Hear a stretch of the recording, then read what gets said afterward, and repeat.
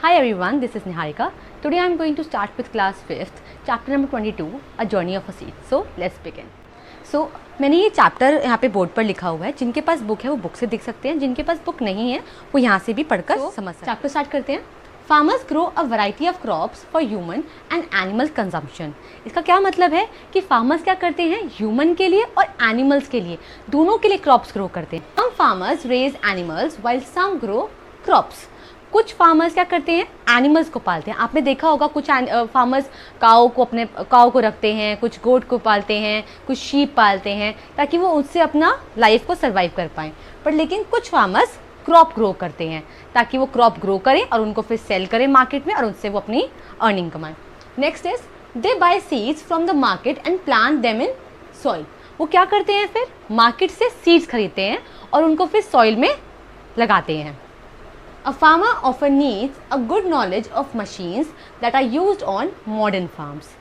पहले के फार्मर जो होते थे वो पुरानी मशीन्स का यूज़ करते थे, जैसे ट्रैक्टर यूज़ करते थे या फिर बुल यूज़ करते थे ताकि वो अपने फील्ड को प्लो कर सके. बट अभी क्या हो रहा है, मॉडर्न मशीन्स काफ़ी आ गई हैं. सो जो फार्मर्स हैं वो क्या कर रहे हैं, मॉडर्न मशीन्स को सीख रहे हैं कि how to operate them.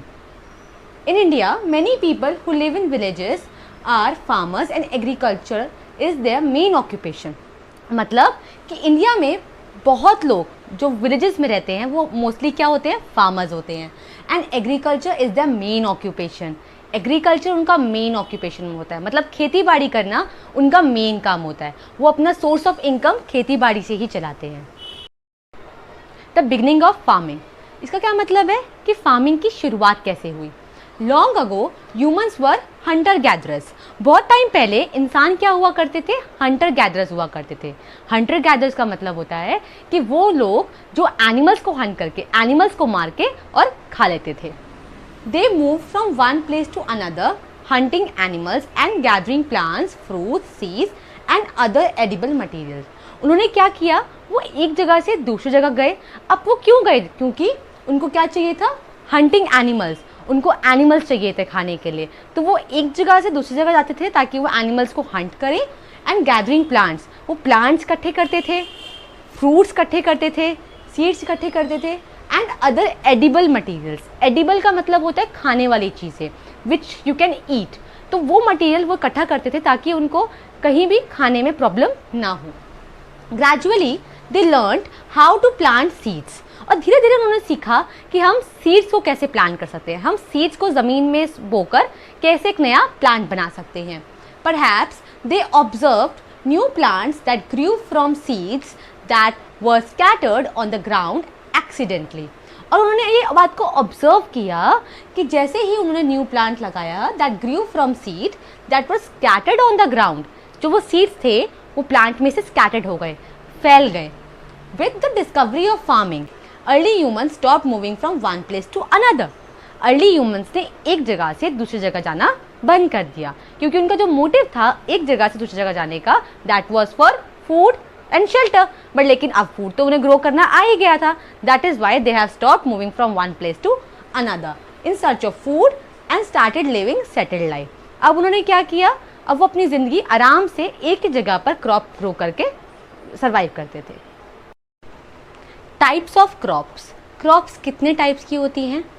People grow many types of crops. लोग बहुत तरह की क्रॉप्स ग्रो करते हैं. Crops are classified according to the seasons in which they grow. Crops को क्लासीफाई कैसे किया गया है, क्रॉप्स को अलग अलग कैसे बांटा गया है, अकॉर्डिंग टू द सीजन, कि किस सीजन में किस मौसम में क्रॉप को ग्रो किया गया है, उस हिसाब से क्रॉप को क्लासीफाई किया गया है. The type of soil they need to grow and the amount of water required to grow them. उन्हें किसी भी पर्टिकुलर क्रॉप को ग्रो करने के लिए एक पर्टिकुलर सॉइल की ज़रूरत होती है. अब हमें कौन सी सॉइल चाहिए, and the amount of water required to grow them, कितना पानी एक पर्टिकुलर क्रॉप को ग्रो करने के लिए चाहिए होता है. दैट इज़ वाई जो क्रॉप है वो उसको दो पार्ट में क्लासीफाई किया गया है. Rabi crops, the first one is rabi crop. Rabi crops are grown in winter. Rabi crops वो क्रॉप्स होती हैं, वो फसल होती है जो विंटर में ग्रो की जाती है. They are sown in late October and harvested in March और अप्रैल. अक्टूबर के एंड में इनको सो किया जाता है, मतलब बोया जाता है सीड्स को.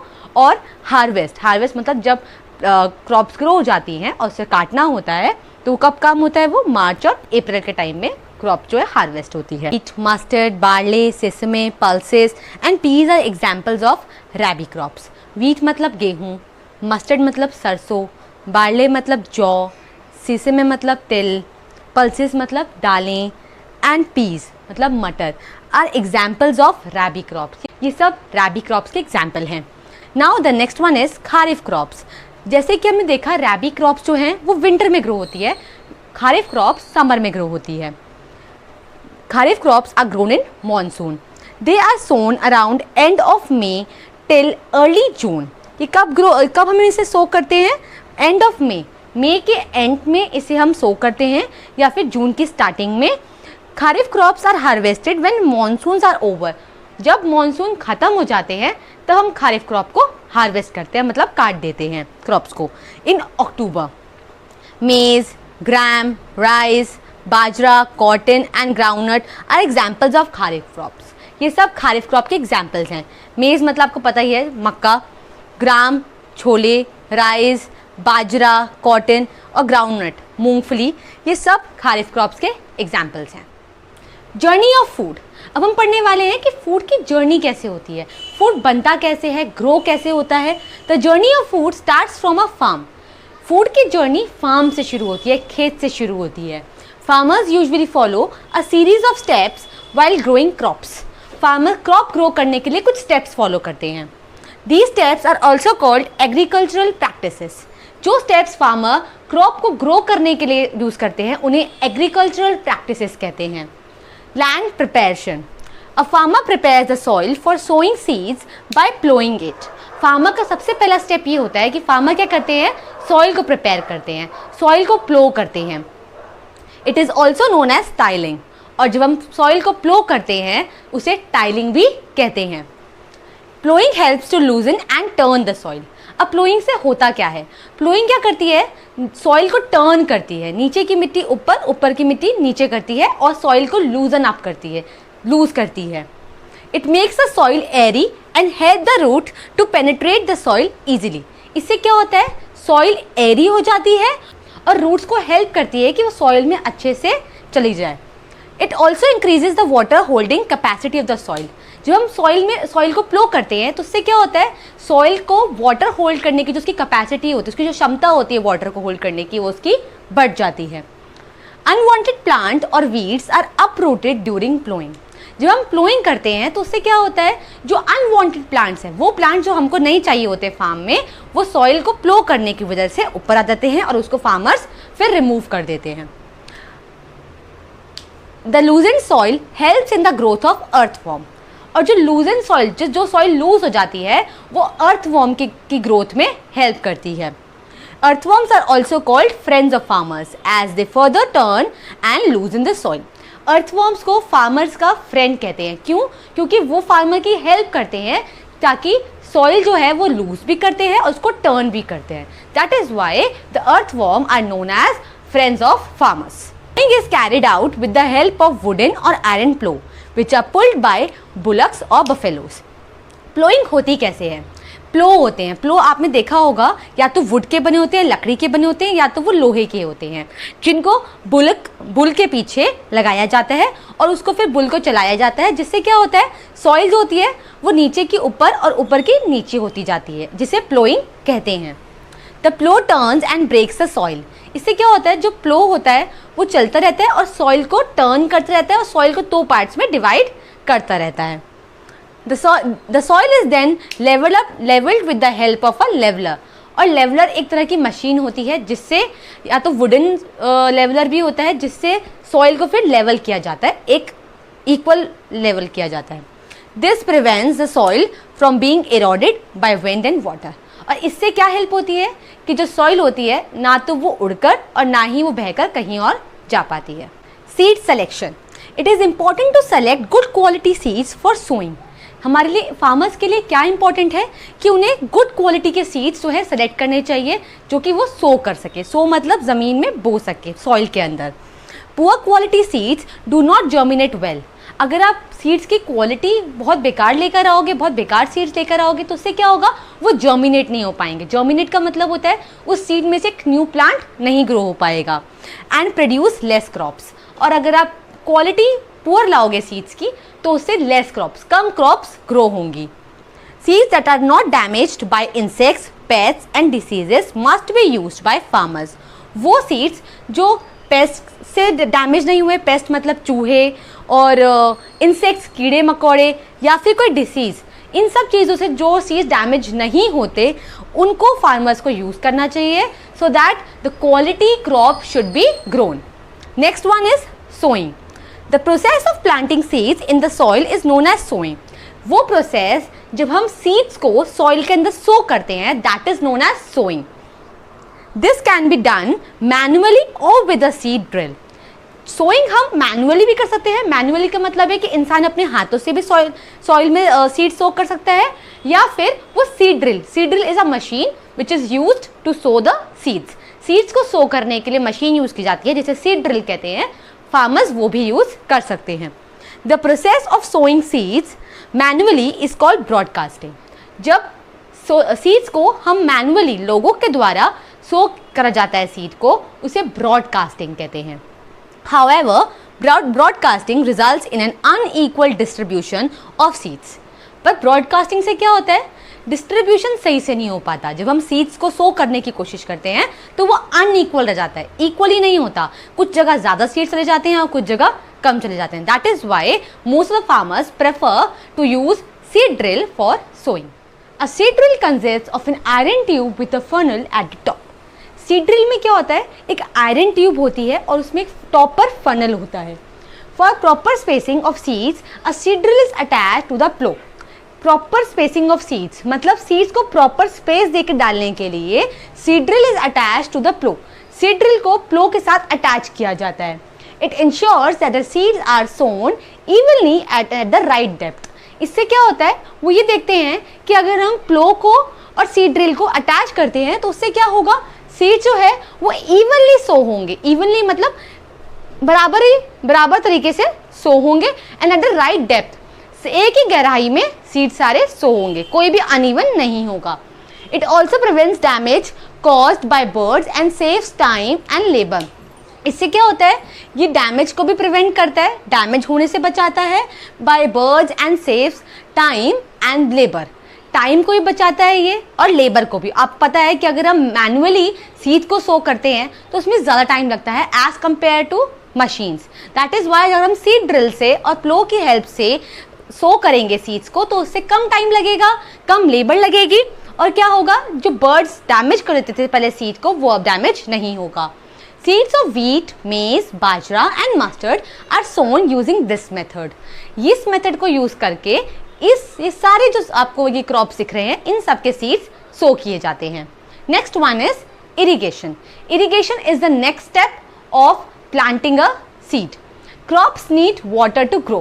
क्रॉप्स को ग्रो करने के लिए वाटर चाहिए होता है। In India farmers are dependent on rainfall to water the field. India में मोस्टली फार्मर्स रेनफॉल पर डिपेंड होते हैं अपनी क्रॉप्स को पानी देने के लिए। However rainfall is irregular. हम सबको पता है रेनफॉल इरेगुलर होती है। वी कैन नॉट डिपेक्ट कि रेनफॉल कब होने वाली है। तो रेनफॉल क्या होती है, इरेगुलर होती है, जिसकी वजह से फार्मर्स को अलग अलग टाइप्स ऑफ इरिगेशन देखने पड़ते हैं। Therefore farmers must be irrigated manually. Farmers को इस वजह से अपने आप भी खुद भी अपने क्रॉप्स को पानी देना पड़ता है। The process of watering crops is called irrigation. Crops में पानी डालने के प्रोसेस को इरिगेशन कहते हैं। Some of the common methods of irrigation are furrow irrigation, basin or flood irrigation, sprinkler irrigation and drip irrigation. ये सब irrigation के common methods हैं कि किस किस method से हम irrigation को कर सकते हैं। Number 1, furrow irrigation. Some farmers have tube wells on their farms to irrigate their fields. कुछ farmers के farm में tube wells होते हैं जिससे वो क्या करते हैं, अपने field मतलब अपने खेत को पानी देते हैं। A tube well pumps the groundwater to channels called furrows made in the field. इससे क्या होता है, ट्यूबवेल क्या करता है, ग्राउंड वाटर जमीन के नीचे के पानी को खींचता है और जो वहाँ का फील्ड है उसको पानी देता है। अब फील्ड में पानी कैसे जाए, उन्होंने क्या किया होता है, कुछ फरोज बनाए होते हैं। फरोज मतलब कुछ ऐसे रास्ते बनाए होते हैं जो ट्यूबवेल से लेकर पूरे फील्ड तक जाते हैं और जिसके थ्रू जो पानी है वो सारे क्रॉप्स में चला जाता है। तो that is the first method of irrigation which is furrow irrigation. Now the next one is basin or flood irrigation. This is a simple method of irrigation in which a field is just filled or flooded with water. ये सबसे easy तरीका है farmers के पास अपने field को irrigate करने का। ये क्या है, ये क्या करते हैं, पूरे फार्म को सिर्फ पानी से भर देते हैं। अब ये तरीका काफ़ी सारे फार्मर्स यूज़ करते हैं। Next one is sprinkler irrigation. In sprinkler irrigation, water is sprayed in the fields using sprinklers. Sprinkler irrigation में क्या होता है, बेसिकली बीच बीच में स्प्रिंकलर लगाए जाते हैं। अगर बहुत बड़ा आपका फील्ड है तो उस फील्ड में काफ़ी जगह बीच बीच में स्प्रिंकलर लगाए जाते हैं, जिससे क्या होता है, जैसे ही वाटर वैसे ही वो पानी चलाते हैं तो उससे क्या होता है, उन स्प्रिंकलर में से पानी निकलता है और जितनी भी आसपास वहाँ पे क्रॉप्स होती हैं उन सबको इक्वली पानी मिल जाता है। This type of irrigation is used in field which have soil that cannot retain water. और जो ये इस तरीके का जो इरिगेशन है, इससे क्या होता है, सॉइल में पानी आराम से मिल जाता है। Some farmers irrigate their fields with water from tanks. कुछ फार्मर्स क्या करते हैं, अपने फील्ड को पानी देने के लिए टैंक्स का यूज़ किया करते हैं। ओपन वेल्स, कुओं का यूज़ किया करते हैं, canals and even lakes and ponds in their villages. इन सभी चीज़ों का वो अपने क्रॉप्स को पानी डालने के लिए यूज़ करते हैं। Requirement of water varies with the crop and the season. Crop और किस टाइप का सीजन उस टाइम पे हो रहा है उस पर डिपेंड करता है कि हमें पानी कितना चाहिए। Next one is drip irrigation. In drip irrigation, a network of pipes or valves help distribute the water by allowing it to drip slowly to the roots of the plants. Drip irrigation में basically क्या होता है, कुछ network of pipes लगाए जाते हैं, मतलब बहुत सारे पाइप्स को आपस में कनेक्ट किया जाता है और फिर क्या किया जाता है, distribute the water by allowing it to drip slowly. धीरे धीरे वो पानी सॉइल के अंदर चला जाता है, the roots of the plant, और वो प्लांट्स की रूट को पानी मिल जाता है।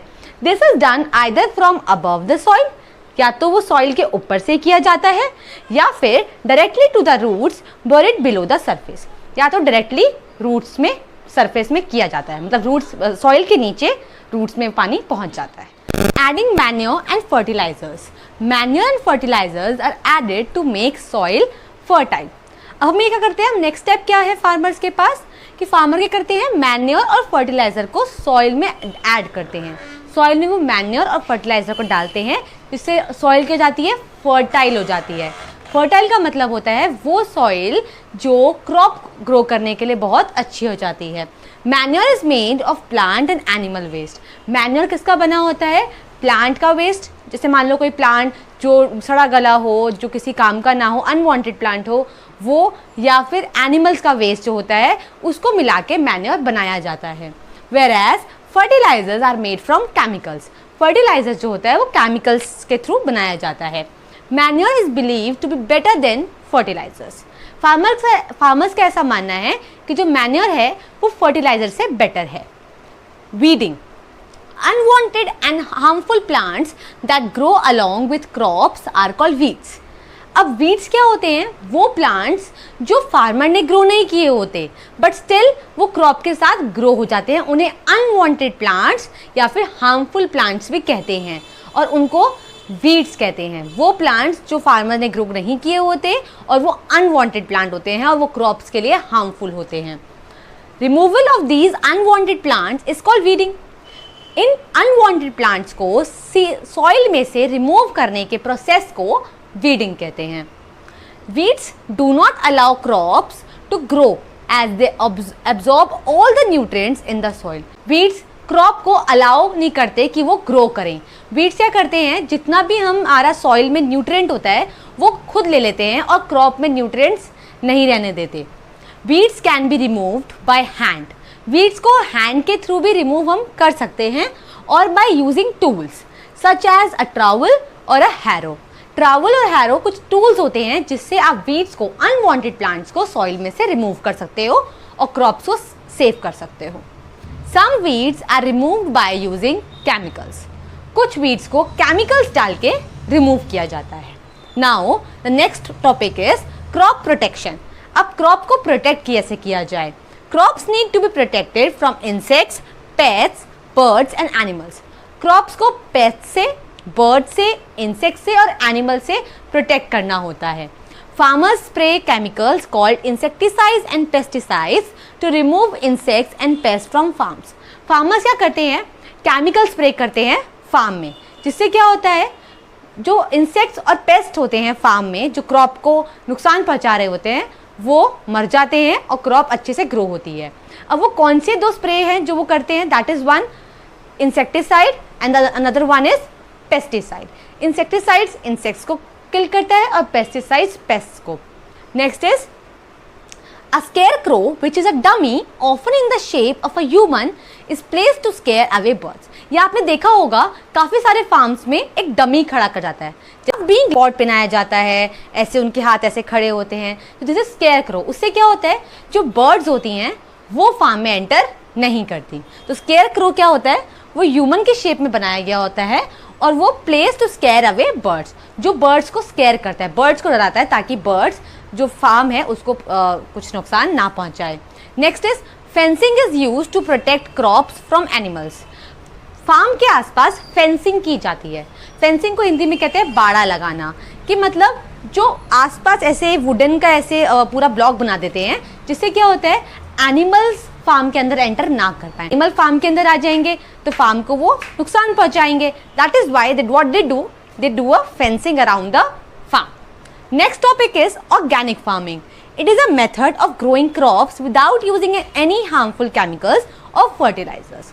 ऑर्गेनिक फार्मिंग का मतलब है वो तरीका फार्मिंग करने का, खेती करने का, जिसमें कोई भी केमिकल का यूज नहीं किया गया, ना ही फर्टिलाइजर्स का यूज किया जाता है. The process uses natural waste to create fertilizer for the crops. इसमें क्या होता है, ये कोई फर्टिलाइजर का यूज़ नहीं करते. ये नेचुरल वेस्ट, मतलब एनिमल वेस्ट जो होता है, या ऐसे प्लांट्स जो खराब हो जाते हैं उनको मिलाकर, ये नेचुरल वेस्ट और ख़राब प्लांट्स को मिलाकर मैन्योर बनाते हैं, जिसका ये ऑर्गेनिक फार्मिंग में यूज़ करते हैं. It uses natural methods of improving crop quality. Crop की क्वालिटी एंड क्वांटिटी दोनों को बढ़ाने के लिए नेचुरल चीज़ें यूज़ करते हैं. ये केमिकली कुछ भी यूज़ नहीं करते. Manure made from animal waste is used for increasing crop growth. वो मैन्योर जो एनिमल के वेस्ट से बनाया जाता है, उससे क्या होता है, क्रॉप की ग्रोथ बढ़ जाती है. That is Y organic farming में सिर्फ और सिर्फ नेचुरल चीज़ों का यूज़ किया जाता है. Next one is harvesting. Harvesting is the second last step जो कि क्रॉप ग्रो करने के लिए फार्मर्स करते हैं. This is the process of gathering ripe crops from field is known as harvesting. अब क्या होता है, हमने क्रॉप को ग्रो कर लिया, राइट, हमने क्रॉप को प्रोटेक्ट भी कर लिया. नाउ द स्टेप इज कि हम अब क्रॉप को हार्वेस्ट करते हैं. हार्वेस्टिंग मतलब क्रॉप को काटना. जब क्रॉप पूरी तरह मैच्योर हो जाती है, ग्रो हो जाती है, तो क्रॉप को काटना होता है और उस प्रोसेस को हार्वेस्टिंग कहते हैं. When the crops are ripe and mature, जब क्रॉप्स राइप हो जाती है, बड़ी हो जाती है, ग्रो हो जाती है और मैच्योर हो जाती है, they are ready for harvesting. वो काटने के लिए तैयार होती है. Crop should be harvested at the right time to get a good produce. Crop को एकदम सही टाइम पे काटना चाहिए ताकि हमें उससे अच्छी क्रॉप्स मिल पाएँ. Harvesting is done with the help of sicles और हार्वेस्टिंग मशीन्स. हार्वेस्टिंग हमें सिकल्स, आपने देखा होगा ऐसे एक सी शेप में एक टूल होता है जिससे हार्वेस्टिंग की जाती है, और या फिर मशीन के थ्रू भी हार्वेस्टिंग की जाती है. Harvested grains are separated from their stalks by threshing. अब थ्रेशिंग क्या होता है? थ्रेशिंग का मतलब ये होता है कि जो नीचे क्रॉप्स होती हैं उसमें क्या करते हैं, उसमें उसे पीट कर उसमें से डस्ट को रिमूव करते हैं. It can be done with the help of animals such as bulls, camels and buffaloes who trample the grain by walking over them. इससे क्या होता है, जो हमारे ग्रेन्स होते हैं, फूड ग्रेन्स जो हमने ग्रो करा, उसके ऊपर क्या करते हैं, एनिमल्स को चलवाते हैं. अगर एनिमल्स उन पर चलेंगे तो क्या होगा, जो वो ग्रेन्स है उसमें से डस्ट अलग हो जाएगी और ग्रेन्स अलग हो जाएंगे. That is known as threshing. Now many tools and machines can also be use for threshing. Threshing के लिए एनिमल्स को यूज़ करने के साथ साथ आप टूल्स का और मशीन्स का भी यूज़ कर सकते हैं। The process of separating husk और chaff from the grains is called winnowing. Now the next is winnowing. Winnowing क्या होता है? आपने देखा होगा फूड ग्रेन्स की जो आउटर लेयरिंग होती है, जिसका छिलका जिसे कहते हैं, उसको रिमूव करने के प्रोसेस को विनोइंग कहते हैं। A combined harvester is a machine that harvests, threshes and winnows the grain. Combined harvester एक तरह की मशीन होती है जो क्रॉप को हार्वेस्ट भी करती है और उसमें क्या करती है, वो क्रॉप के जो छिलका होता है, जो हस्क होता है, उसको रिमूव करने में भी हेल्प करती है। It is used on modern farms, और मॉडर्न फार्म्स में जो न्यू फार्म्स बनते हैं जहाँ मॉडर्न मशीन्स यूज़ की जाती हैं, वहाँ पे इन मॉडर्न हार्वेस्टर का यूज़ किया जाता है। Traditionally, winnowing is done by allowing grains to fall from a height. पहले के टाइम में क्या होता था, जो ग्रेन्स होते थे उसको हाइट से गिरा जाता था, जिससे क्या होता था, जो हस्क होता है, छिलका होता है, वो लाइट वेट होता है और लाइट वेट उड़ जाता है। तो क्या होता है, जब आप ऊपर से ग्रेन्स को गिरते हो तो जो छिलका होता है वो तो उड़ के चला जाता है और जो ग्रेन जो वेट में हैवी होते हैं वो जमीन पर इकट्ठे होते जाते हैं। Lighter is blown away by the wind while the grain falls on the ground. Chaff, जैसा मैंने आपको बताया, शाफ्ट क्या होते हैं? शाफ्ट मतलब वही हस्क, वही छिलका जो लाइट होता है और वो उड़ जाता है और जो बाकी सब ग्रेन होते हैं वो नीचे गिर जाते हैं। तो स्टोरिंग एंड सेलिंग ग्रेन्स। अब क्या हुआ, हमने क्रॉप को ग्रो भी कर लिया, उसको हार्वेस्ट भी कर दिया, उसको विनोइंग भी कर दिया। नाउ तो नेक्स्ट स्टेप है स्टोरिंग एंड सेलिंग ग्रेन्स। अब जो ग्रेन्स ग्रो हो गए हैं उन्हें हमने काट के रख लिया है, अब हमें इसे स्टोर कहाँ करना है और फिर सेल कैसे करना है। Most of the agricultural processes have been mechanized, which saves labor and time. आजकल मोस्टली जो भी आप एग्रीकल्चर प्रोसेस देखते हो, चाहे वो सोइंग हो, चाहे वो इरिगेशन हो, चाहे वो हार्वेस्टिंग हो, थ्रेशिंग हो, एवरीथिंग मैकेनिकल हो गई है। हर कोई आजकल मशीन्स का यूज़ करने लगा है, जिससे क्या होता है, टाइम भी बचता है और लेबर भी बचता है। Some farmers send the crops to factories where after being processed they are packed and sent to the market. कुछ फार्मर्स क्या करते हैं, अपनी क्रॉप को ग्रो हो जाने के बाद उन्हें फैक्ट्रीज में भेज देते हैं। फैक्ट्रीज में क्या होता है, फैक्ट्रीज में जाकर उनसे कुछ नया सामान बनता है और फिर उनको पैक किया जाता है और मार्केट में सेल करने के लिए दे दिया जाता है। Farmers dry and store there crops in gunning bags, silos और गोडाउन्स। फार्मर क्या करते हैं, अपने क्रॉप को ड्राई करते हैं, सुखाते हैं और फिर उसको पैक करते हैं गनी बैग्स में। गनी बैग्स होती हैं बोरियां, जो आपने देखी होंगी, ब्राउन कलर की बोरियां होती हैं, जिसमें चावल, आटा, वो जो भी कुछ उगाते हैं उसमें फिल करते हैं और फिर गोडाउन या सिलो, ये एक तरह से एक वेयर हाउस होता है, रूम्स होते हैं जहाँ पे ये अपना ग्रेन को स्टोर करते हैं। They sell it to wholesalers who in turn sell it to shopkeepers. फिर क्या होता है, फिर फार्मर्स जहाँ पे इन्होंने सोल्ड किया होता है गोडाउन्स में, वहाँ से निकालकर होलसेलर को सेल कर देते हैं। अब होलसेलर क्या होता है, होलसेलर वो लोग होते हैं जो एक सामान को बहुत ज़्यादा बल्क में खरीदते हैं। मतलब अगर मान लो एक फार्मर अगर व्हीट उगाता है, गेहूँ उगाता है, तो वो गेहूँ 1 किलो या 2 किलो नहीं लेंगे उनसे, वो कम से कम 100 kg ऑफ व्हीट उनसे परचेज कर लेंगे होलसेलर्स। और फिर जो वो होलसेलर्स होते हैं उनसे सामान कौन खरीदता है, शॉपकीपर्स। जो लोकल शॉपकीपर आपके घर के आसपास होते हैं वो होलसेलर से अपना जो ग्रेन है, गेहूँ है, वो खरीद लेते हैं। We buy cereals, pulses, vegetables and fruits from shopkeepers. और जैसे ही शॉपकीपर्स होलसेलर से ये सारे ग्रेन्स खरीद लेते हैं, तो हम जैसे लोकल लोग हम क्या करते हैं, हम शॉपकीपर के पास जाते हैं और उनसे क्या क्या लेते हैं, सीरियल्स लेते हैं, पल्सेस लेते हैं, वेजिटेबल्स लेते हैं एंड फ्रूट्स हम शॉपकीपर से लेते हैं। Next is problems faced by farmers. Now the topic is कि फार्मर क्रॉप ग्रो करते टाइम कौन कौन सी प्रॉब्लम्स को फेस करते हैं। In India there are many farmers who do not own land और फील्ड्स। इंडिया में ऐसे बहुत सारे फार्मर्स हैं जिनके पास अपनी खुद की लैंड नहीं है। कहने का मतलब है कि वो काम के लिए किसी दूसरे के लैंड पर क्रॉप को ग्रो करते हैं और ऐसे फार्मर्स को लैंडलेस फार्मर्स कहते हैं। They work on farms owned by others to earn a living. वो क्या करते हैं, दूसरों के फार्म्स में काम करके अपनी जिंदगी को सरवाइव करते हैं। They do all the work on the field right from sowing seeds, harvesting to threshing. वो क्या करते हैं, जो पूरा प्रोसेस होता है क्रॉप को ग्रो करने का, वो पूरा प्रोसेस यानी कि सोइंग से लेके थ्रेशिंग तक का प्रोसेस वो किसी दूसरे के लैंड पर करते हैं और उससे उन्हें पे मिलता है और उससे वो अपनी लाइफ को जीते हैं। They are daily wage labourers and get paid by the day. इन्हें डेली वेज लेबरर्स कहते हैं, मतलब वो काम करने वाले लोग जो जिस दिन काम कर रहे हैं उस दिन के पैसे उनको उसी दिन मिलते हैं, मतलब पर डे के हिसाब से उनसे काम करवाया जाता है और उनको पैसे दिए जाते हैं। On days when there is no work on the fields they must look elsewhere for work and money.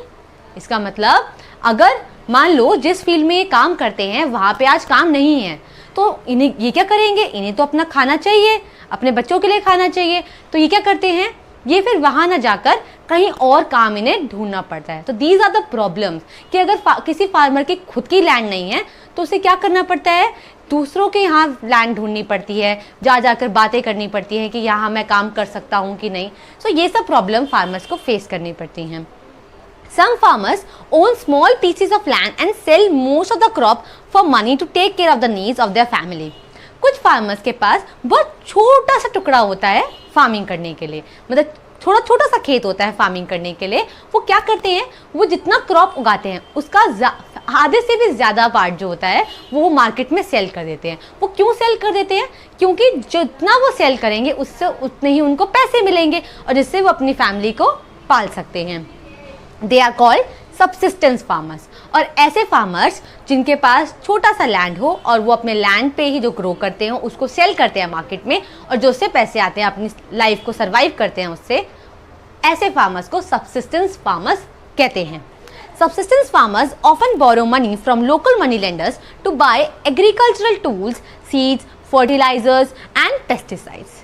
अब जो सबसिस्टेंस फार्मर्स होते हैं वो क्या करते हैं, जो लोकल मनी लेंडर्स होते हैं। अभी मनी लेंडर क्या होता है, मनी लेंडर वो लोग होते हैं जिनसे ये लोग पैसे उधार पर लेते हैं। ये क्या करते हैं और ये पैसे उधार पे क्यों लेते हैं, क्योंकि जो इन्हें क्रॉप ग्रो करने के लिए चीज़ें चाहिए होती हैं उन्हें खरीदने के लिए इनके पास पैसे नहीं होते। तो ये क्या करते हैं, मनी लेंडर्स के पास जाते हैं, जिन्हें हिंदी में साहूकार कहते हैं, बड़े बड़े साहूकारों के पास जाते हैं और जाके उनसे मनी बोरो करते हैं, जिससे वो क्या खरीदते हैं, सीड्स खरीदते हैं, मशीन्स खरीदते हैं, पेस्टिसाइड्स खरीदते हैं, फर्टिलाइजर्स खरीदते हैं ताकि वो अपनी क्रॉप को ग्रो करें। If their crop fail because of less rainfall or because of poor quality seeds, the farmer cannot return the money to money lenders.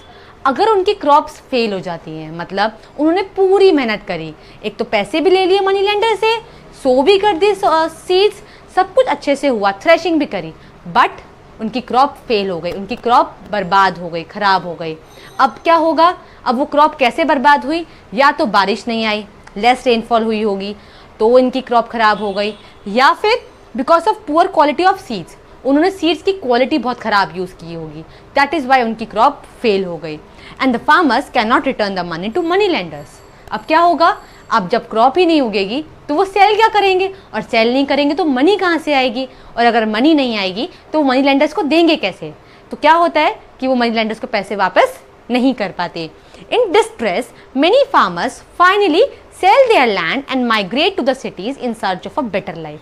अब मनी लेंडर्स को तो पैसे वापस करने हैं, तो ऐसे में फार्मर्स क्या करते हैं, उनके पास जितना भी उनका लैंड होता है वो उसको सेल कर देते हैं और बेचकर जो उनको पैसे मिलते हैं वो मनी लेंडर्स के जो उन्होंने बोरो किए होते हैं पैसे उसको रिटर्न कर देते हैं और फिर वो जगह छोड़कर किसी और दूसरे शहर में जाते हैं अपनी लाइफ को सर्वाइव करने। Thanks for watching this video. अगर आपको ये चैप्टर अच्छा लगा हो तो प्लीज़ सब्सक्राइब माई चैनल, और अगर आपके पास कोई भी क्वेरीज हो इस चैप्टर से रिलेटेड तो please comment me down below. Thank you.